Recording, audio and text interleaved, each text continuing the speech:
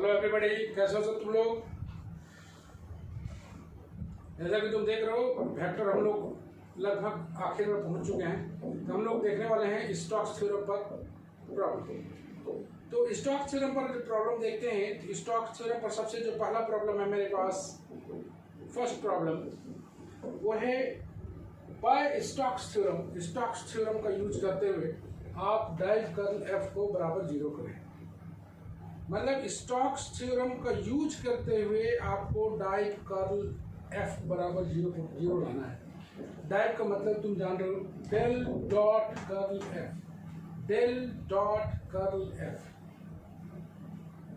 तो सबसे पहले एक हम लोग पूरा एस सरफेस लेते हैं और उस सरफेस को दो भागों में बांटते हैं, एक S1 और एक S2।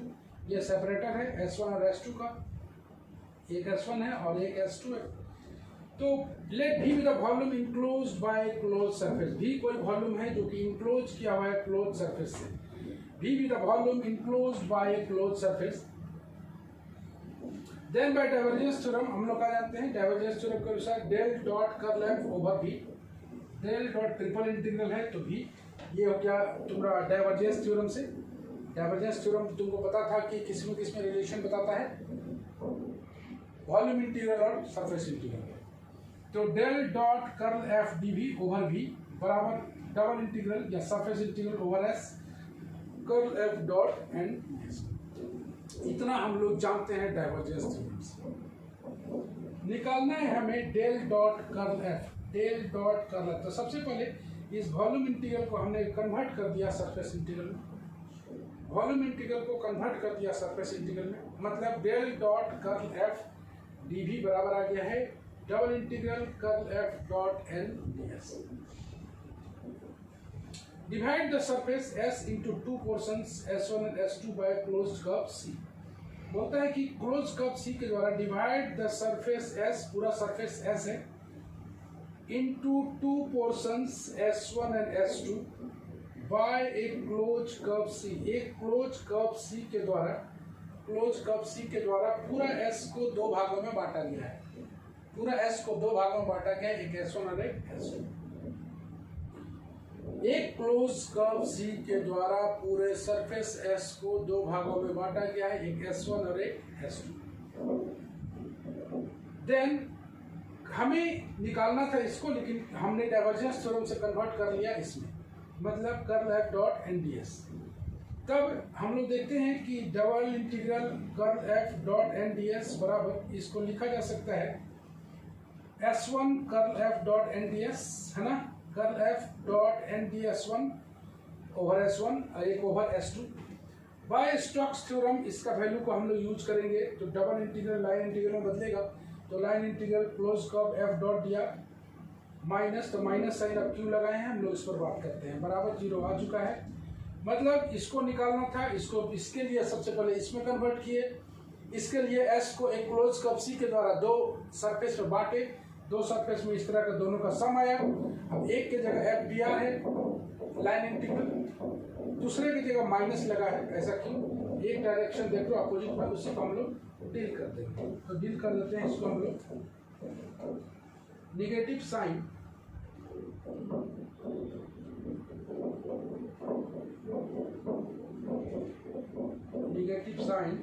has been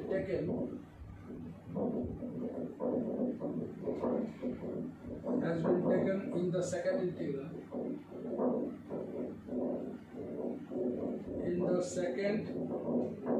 integral, because since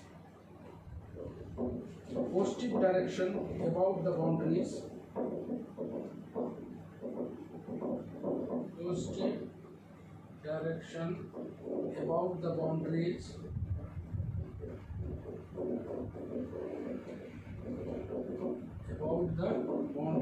of the two surface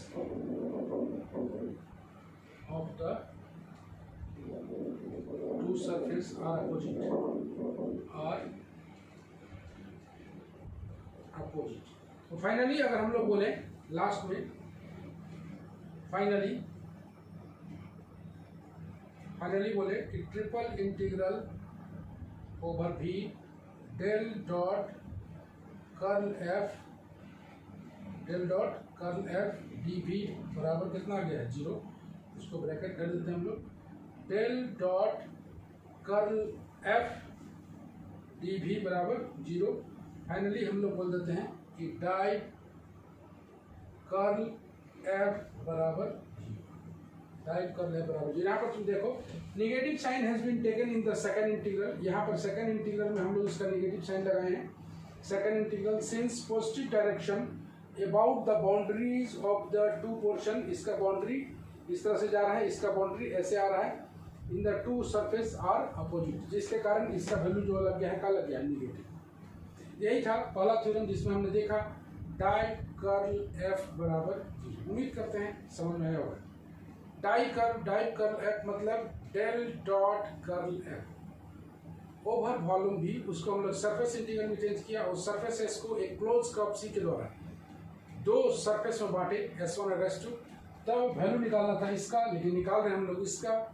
जब इसको दो पार्ट में बांटेंगे तो NDS1 या NDS2 और स्टोक्स थ्योरम को लगा के इसे लाइन इंटीग्रल में कन्वर्ट करेंगे। एक का साइन आएगा पॉजिटिव, एक का साइन आएगा निगेटिव, दोनों माइनस होके आ जाएगा 0।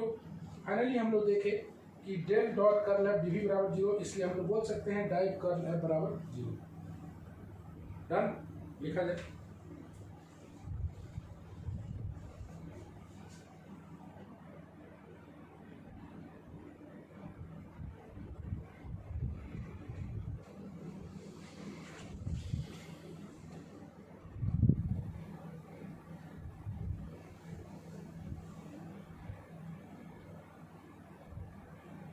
Okay.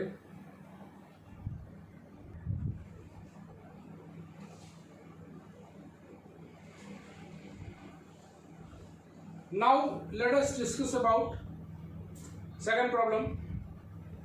सेकंड प्रॉब्लम में बोला है कि by Stokes theorem prove that curl grad phi बराबर 0। कर्ल ग्रेड फाई बराबर 0, वेरी वेरी इंपॉर्टेंट।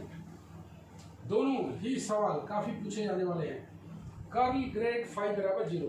तो मान लिया जाए S with the surface enclosed bye simple closed curve, S with the surface enclosed bye simple closed curve, मतलब एक ऐसा surface है जो कि इनक्लोज किया हुआ है सिंपल क्लोज कर्व सी के द्वारा। देन बाय स्टोक्स थ्योरम हम लोग जानते हैं, स्टोक्स थ्योरम क्या बोलता है, सरफेस इंटीग्रल को लाइन इंटीग्रल में कन्वर्ट करता है। तो हमें निकालना है curl grad phi dot NDS। जब इंटीग्रल लगेगा तो NDS आएगा ओवर S, ये बराबर कन्वर्ट होता है क्लोज कर्व सी में line integral grad phi dot दिया। तो निकालना है हमें इसे, इस थ्योरम का यूज करना है। तो यूज करने का मतलब है कि इसको अगर हम लोग डबल इंटीग्रल में रखें तो ये कन्वर्ट होगा किस में, लाइन इंटीग्रल में। लाइन इंटीग्रल का वैल्यू मैंने क्या दिया हुआ है, ग्रेड फाई डॉट dr। तो सबसे पहले हम लोग ग्रेड फाई निकालते हैं। ग्रेड फाई मतलब I डेल बाई डेल, थोड़ा सा और एक लाइन और लिख देते हैं, डेल फाई का मतलब होता है I del by del X, J del by del Y, K del by del Z into phi. थोड़ा सा इसे और आगे बढ़े, I del phi by del X, J del phi by del Y, K del phi by del Z. मेरे पास है grade phi, मेरे पास है dr। तो dr बराबर हम लोग क्या जानते हैं, dxi plus dy plus dzk। तो हम लोग निकाल लेते हैं इसका value, grad phi dot dr मतलब I del phi by del X, J del phi by del Y, K del phi by del Z, dot लगाते हैं हम लोग dr मतलब आ जाता है dxi dyj dzk आ गया। इसको अगर हम लोग सॉल्व करें तो आएगा del phi by del X into D X into है del phi by del Y into D Y, del phi by del Z into D Z. और ये बराबर किसका हो जाएगा, डी फाई के, बाई टोटल इंटीग्रल किसके बराबर हो जाएगा, डी फाई के। मतलब मेरे पास जो आया हुआ है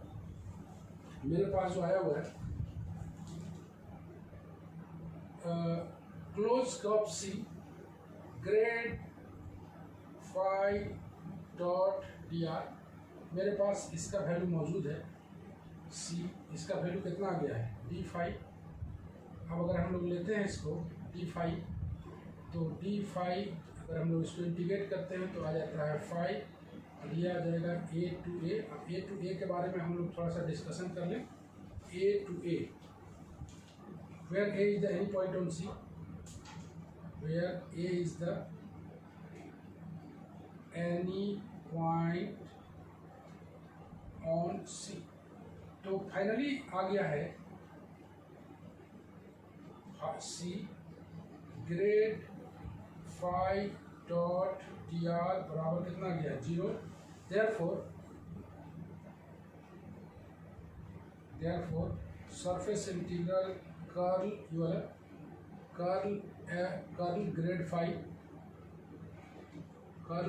phi dot N D S बराबर कितना आ गया है 0। तो फाइनली हम लोग बोल दें कि कर्ल निकालना था, कर्ल ग्रेड फाई बराबर कितना आ गया है 0। फाइनली अगर देखें तो कर्ल ग्रेड फाई बराबर कितना आ गया हम लोग का 0। तो बहुत ही सिंपल सा सवाल था ये कि कर्ल ग्रेड फाई, सबसे पहले देखो एक बार फिर देखते हैं हम लोग। S be the surface enclosed by simple closed curve C, S be the surface enclosed by simple closed curve C, then by Stokes theorem surface integral convert हो जाएगा किसमें, लाइन इंटीग्रल में। तो S curl grad phi dot N D S ये वाला, तो ये बदल जाएगा लाइन इंटीग्रल में C grad phi dot D R. Grad phi भी निकालना आता है, डी आर भी मेरे पास है, तो curl phi dot D R का वैल्यू निकाला जो कि इसके बराबर आएगा बाय टोटल इंटीग्रल से कितना बोलते थे हम लोग डी फाई, इसके बराबर है डी फाई। तो इतना का वैल्यू आ गया डी फाई। अब हम लोग इसका वैल्यू को सीधे पुट कर देंगे यहाँ पर, सीधे grad phi dot D R मतलब डी फाई वैल्यू पुट कर दिया ओवर सी। तो हम लोग C A is the any point on the curve, तो A is the any point on the curve, तो इसका इंटीग्रल हो जाएगा limit A to A limit होने का मतलब इसका वैल्यू कितना आ जाएगा 0। देयरफॉर कर्ल ग्रेड फाई मतलब इसका वैल्यू अगर 0 आता है तो हम लोग क्या बोलेंगे, इसका वैल्यू 0 आया, इसका वैल्यू 0 आया, और 0 आने का मतलब हम लोग फाइनली बोल दें कि कर्ल ग्रेड फाई बराबर 0। ये दो बेहद इंपॉर्टेंट क्वेश्चन तुम्हारे लिए। इसके बाद हम लोग थोड़ा सा अलग टाइप का कुछ देखते हैं, लिखा जाए।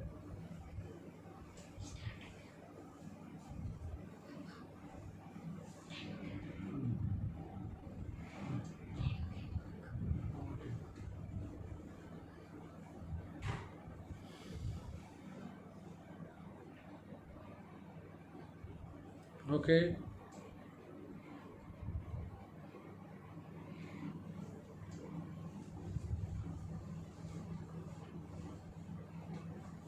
देखिए तुम लोग,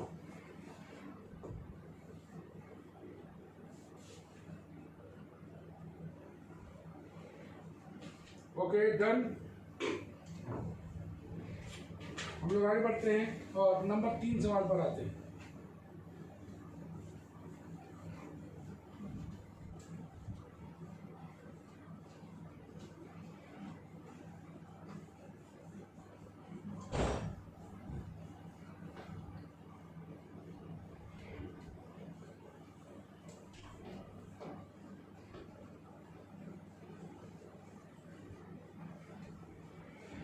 चलो नंबर 3 क्वेश्चन बोलता है, ये भी उतना ही इंपॉर्टेंट है, स्टोक्स थ्योरम का सारा इंपॉर्टेंट होता है। नंबर 3 बोला गया है verify Stokes theorem, verify Stokes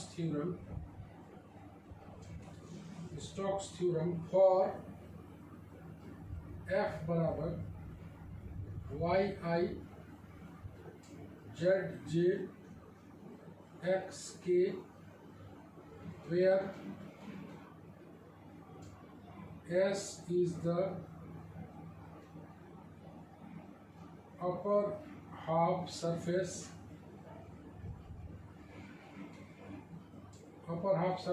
of the sphere, upper half surface of the sphere x square plus Y square Z square बराबर 1 and C is its boundary. बोलता है कि verify Stokes theorem for F बराबर Y I plus Z J plus X K. सही है, okay. Where S is the upper half surface of the sphere and C is its boundary. तो Stokes theorem हम लोग जानते हैं कि line integral और सरफेस इंटीग्रल के बीच रिलेशन डेवलप करता है। तो दोनों को वैल्यू को निकाल के हम लोग को इक्वेट करना है, दोनों का वैल्यू को हम लोग को निकाल के बराबर साबित करना है। तो हम लोग शुरुआत करें तो सॉल्यूशन में। The boundary C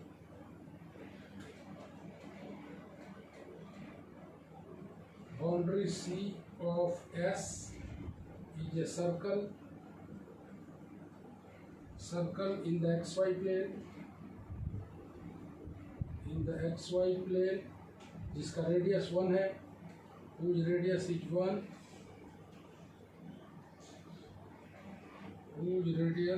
1, and center at origin. The equation of the curve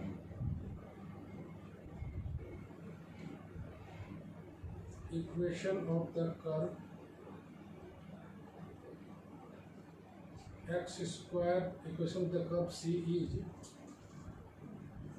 x square plus y square बराबर 1, कॉमा z बराबर 0। इक्वेशन ऑफ द कर्व आ गया।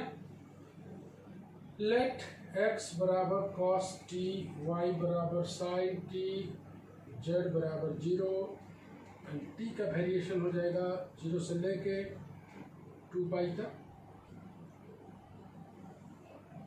और पैरामीट्रिक इक्वेशन,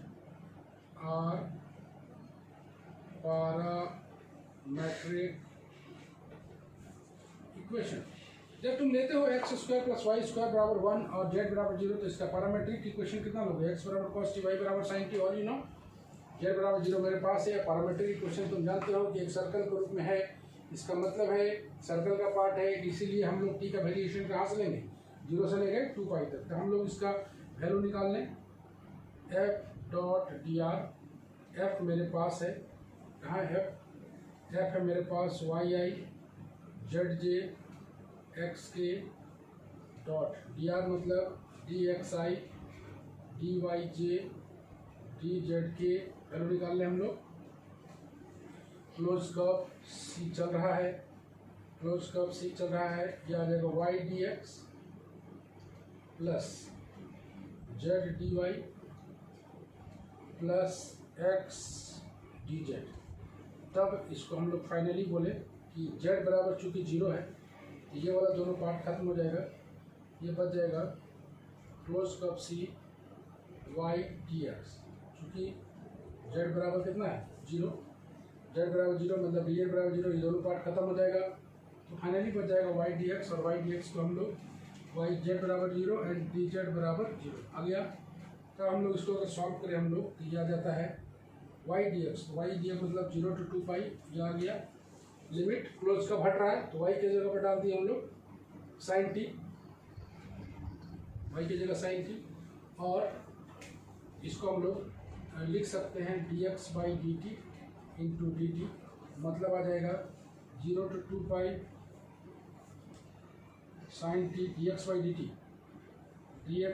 टी, कितना आ जाएगा माइनस साइन टी, और यहाँ पर आ जाएगा डी टी, मतलब आ जाएगा 0 से लेकर 2 pi sine square T D T. इसका वैल्यू हम लोग निकालेंगे minus 0 to 2 pi sine square T. इसका वैल्यू हम लोग निकालते हैं, वैल्यू निकाल के देखते हैं क्या मिलता है। ओके, एक ही तरफ लाइन इंटीग्रल बना देते हैं।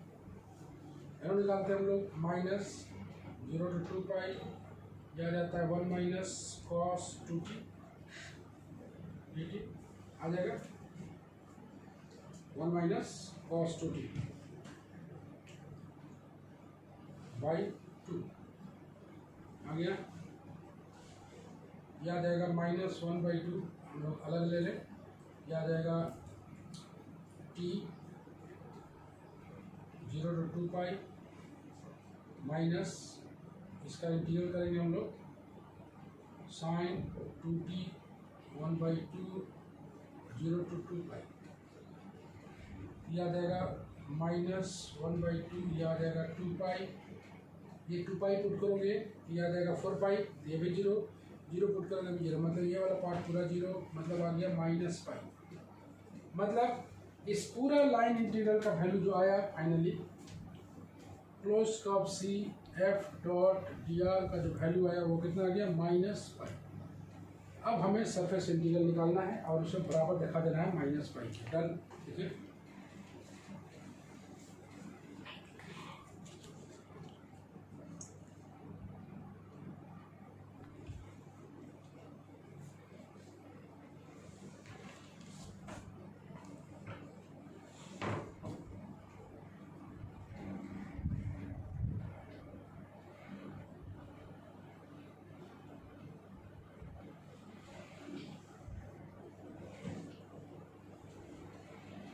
Now let us evaluate curl f dot nds। Surface integral का वैल्यू निकालना है। मेरे पास f है, सबसे पहले तो हम लोग कर्ल f निकाल लेते हैं। तो कर्ल f लाइन इंटीग्रल का वैल्यू मेरे पास आया हुआ है -पाई, हम लोग निकाल रहे हैं कर्ल f। कर्ल f का मतलब del cross f, del cross f का मतलब i j k del by del x del by del Y del by del Z, यहाँ पर आ जाएगा f के स्थान पर y जेड x। थोड़ा सा इसे सॉल्व कर लेते हैं हम लोग। i del x by del y minus del z by del z, i ले लिया, del x by del Y del z by del z plus j लेते हैं हम लोग, del y by del z minus del x by del x, okay, plus k ले लेते हैं हम लोग, तो del z by del x minus del y by del.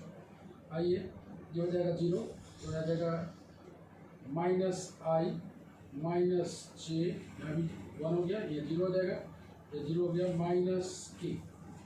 मतलब मेरे पास कर्ल f मेरे पास है -i minus J minus k, okay.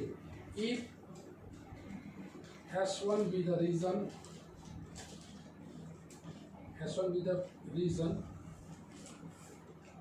bounded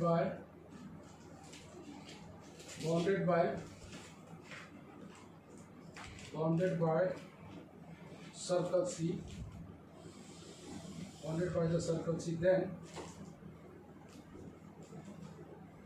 by the application of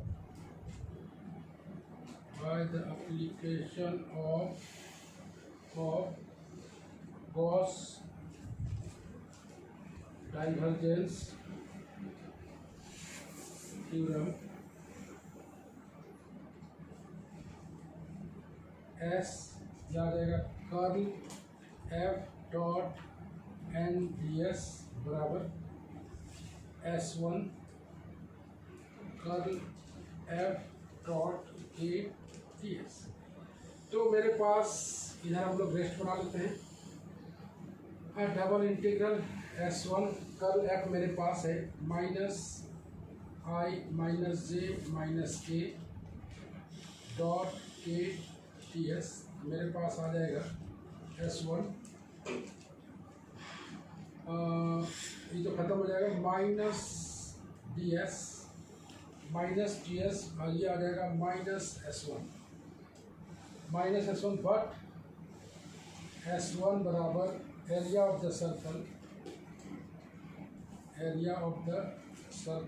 whose radius is 1, इसका रेडियस 1 है, मतलब ये आ जाएगा area of the circle -pi into 1 square, मतलब -पाई। तो फाइनली हमने देखा कि the Stokes theorem is verified. Stokes theorem is verified. चलो थोड़ा सा हम लोग इसको डील कर लेते हैं। सबसे पहले verify Stokes theorem for f बराबर दिया हुआ है, मेरे को दिया हुआ है S is the upper half surface of the sphere. Upper half surface of the sphere दिया हुआ इसका equation, and C is its boundary, C उसका क्या है, बाउंड्री है। सबसे पहले हम लोग इवेल्युएट करते हैं curl F dot N D S. निकाले थे हम लोग लाइन इंटीग्रल तो पहले निकाल लिए थे जो कि माइनस पाई के बराबर आया था। अब हम लोग सरफेस इंटीग्रल निकाल रहे हैं curl F dot N D S. तो सबसे पहले तो कर्ल एफ निकाल ही लेंगे, यहाँ तक हम लोग आराम से पहुँच गए, नो प्रॉब्लम एट ऑल। हम लोग बात करते हैं S1 be the region bounded by the circle C। वो जो S1 रीजन है वो bounded by the circle C है। Then by the application of Gauss divergence theorem, Gauss divergence theorem बोलता है कि curl F dot N D S बराबर हम लोग लिख सकते हैं S1 curl F dot K D S. इसके बारे में विस्तृत जानकारी होगा, इसके बारे में 2-3-4 प्रॉब्लम है जो कि हम बताएंगे कैसे 3 पार्ट में बढ़ता है, 2 पार्ट खत्म होता है और कैसे यहाँ पर किया आता है, इसके बारे में हम लोग डिस्कस करेंगे अगले सवाल में। एक थोड़ा सा हम लोग को अच्छा से एग्जाम्पल लेना पड़ेगा और उसमें सीखेंगे। मतलब ये जो एन दिख रहा है ना, एन के स्थान पर क्या दिख रहा है कि यही केक कैसे लेते हैं उसी पर हम लोग बात करेंगे। एक सरफेस लेंगे, इसको 3 पार्ट में बांटेंगे, 2 पार्ट खत्म हो जाएगा, कैसे कैसे करेंगे बताएंगे। कर्ल एफ डॉट के मेरे पास कर्ल एफ पहले से है, डॉट के मेरे पास है, लगा दिया। यहाँ सॉल्व तो क्या है, डी एस को इंटीग्रेट करेंगे ओवर S1 तो माइनस S1 आएगा, सरफेस आएगा S1। और S1 सरफेस आने के बाद S1 है क्या, तो S1 तुम देख रहे हो कि क्या दिया हुआ है, देखो S1 दिया हुआ है बाय द सर्कल C, उसका बाउंड्री जो है ना C से घिरा हुआ है, मतलब वो सर्कल है, सर्कल जिसका रेडियस कितना है 1।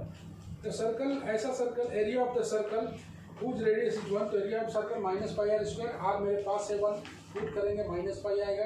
यहीं पर बोल देंगे कि गॉस स्टोक्स थ्योरम का वेरिफिकेशन। ये तीसरा बेहद इंपॉर्टेंट सवाल परीक्षा में बहुत ज़्यादा पूछा जाने वाला, नोट डाउन करें।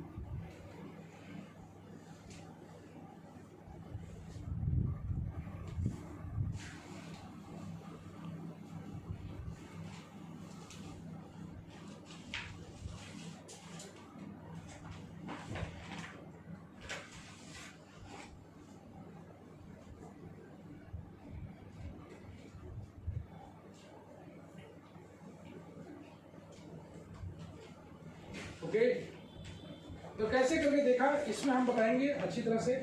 ये तुम लोग का रहा, इसको समझने का चीज़ है कि एन का वैल्यू के क्यों लेते हैं, इसको हम लोग डिस्कस करेंगे अगले क्लास में। आज हम लोग जो है 3 सवाल देखे स्टोक्स थ्योरम पर, तो कैसे कैसे इसका यूज होता है वही सब हम लोग देख रहे थे। तो एक आध सवाल हम लोग लिख लेते हैं और इस पर हम लोग अगले क्लास में डिस्कशन करेंगे।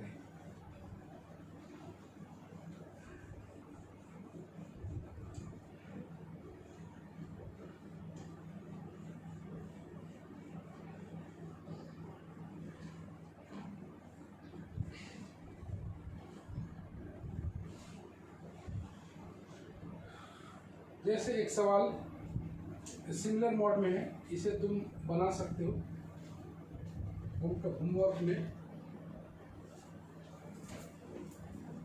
में है verify the Stokes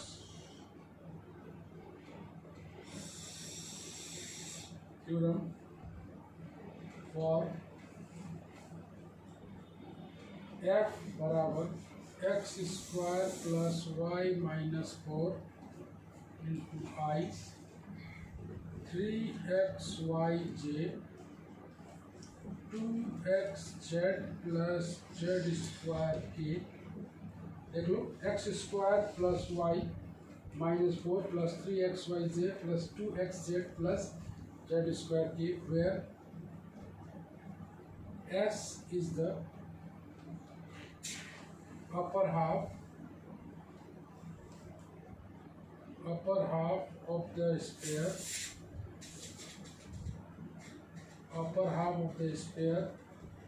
x square plus y square plus z square बराबर 16 and c is its boundary। तो यहाँ पर जैसे तुमने देखा था कि X square plus Y square plus Z square बराबर 1 था, तो हमने पैरामेट्रिक कोऑर्डिनेट लिया था x बराबर cos t, y बराबर sin t, z बराबर 0। उसी तरह तुम भी इसका पैरामेट्रिक कोऑर्डिनेट ले सकते हो। सिमिलर क्वेश्चन है, बस 1 की जगह पर देख रहे हो कि 16 है, इसका रेडियस 4 है, सेंटर 0 0 0 है, एफ मेरे पास है, लाइन इंटीग्रल और सरफेस इंटीग्रल निकालना है, दोनों को बराबर करना है। यही बोलता है स्टोक्स थ्योरम की। ये भी नंबर 4 सवाल है, VVI है ये भी। मतलब स्टोक्स थ्योरम का एप्लीकेशन बेहद इंपॉर्टेंट होता है, इसे बहुत अच्छी तरह समझने की जरूरत है। एक क्लास और लगेगा, स्टोक्स थ्योरम हम लोग कंप्लीट होगा, उसके बाद हम लोग जैसा तुम लोग का इच्छा रहेगा, रेस्ट पार्ट ऑफ थोड़ा सा अलजेब्रा बचा हुआ तो उसको करना चाहो तो उसको कर लो, और नहीं तो सीधे हम लोग डायनेमिक्स शुरू कर सकते हैं। बहुत जल्द हम लोग डायनेमिक्स क्लास ख़त्म करेंगे और ख़त्म करके हम लोग सेमेस्टर 5 की ओर मूव करेंगे, क्योंकि 5 में 4 पेपर है, पढ़ने में टाइम लगता है, बेहद खास। अचानक तुम देखोगे कि सेम 4 में प्रमोशन हो गया है, अचानक लॉकडाउन खुलेगा या कॉलेज स्कूल खुलेगा, तुरंत देखोगे कि एग्ज़ाम होने वाला है नवंबर दिसंबर में सेमेस्टर 5, और तुम्हें इतना पता ही है कि अभी हम लोग को ऑनलाइन ही पढ़ना है, कोई उपाय कहीं नहीं है। रेडी रखना है ऑनलाइन में पढ़ के कि जब एग्ज़ाम हो हम लोग उसको मूव कर सकें तुरंत, क्योंकि उसमें टाइम नहीं मिलेगा, मेरे को भी टाइम नहीं मिलेगा, तुम्हें भी टाइम नहीं मिलेगा। तो पढ़ के रखना बेहद ज़रूरी है, ताकि हम लोग उसको बी रेडी फॉर सेमेस्टर 5। हम लोग डायनेमिक्स के क्लास थोड़ा थोड़ा करके लेते रहेंगे अलग से, और स्टार्ट करेंगे हम लोग सेमेस्टर 5 का बहुत ज़्यादा। मान के चलो आज कितना तारीख है, 11-20 तारीख तक हम लोग को सेमेस्टर 5 स्टार्ट कर लेना है, और धीरे धीरे डायनेमिक्स का 15-15 मिनट का लेक्चर आते रहेगा, ताकि डायनेमिक्स तुम लोग अच्छा से पढ़ पाओ। आज हम लोग यहीं तक, एक खूंटा दिया गया है, आप लोग बनाए, ठीक है। तो बाय बाय, आज के लिए इतना ही।